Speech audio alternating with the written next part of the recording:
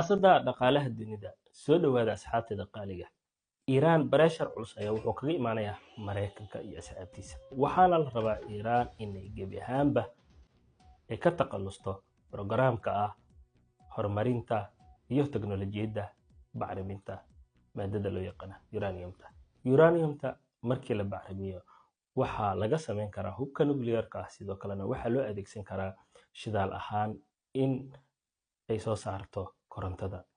Iiraan programkan waa ay diiday waqti xaadirkan in ay ka taqalusto waxay leeyihiin hore ayaa program idin la soo saxiixanay laakiinse iskiin ayaad ugaga baxdeen Iiraan waqti xaadirkan way ka awood badan tahay waqtigii hore saaxiibada ay leedahayna waa ay ka badan tahay Iiraan meesha ay ku taal oo istiraatiijig ah ayaa keenayso in uusan Mareykanka uusan ku dhiiran karin in uu weeraro meeshan aad u jeedin Straits of Hormuz la dhaho waxa soo mara shidaalka caalamka kala bar halkan ay soo maraan waa shidaalka ka imaada Sacuudiga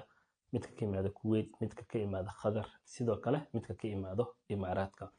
goobtan ay degan tahay Iiraan oo istiraatiijig ah ayaa waxa ka dhigaysa Iiraan in aanan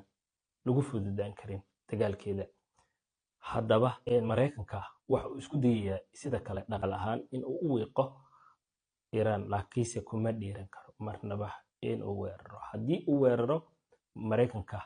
Iiraan way gaartaa maraakiibtiisa meel walba oo ay joogaan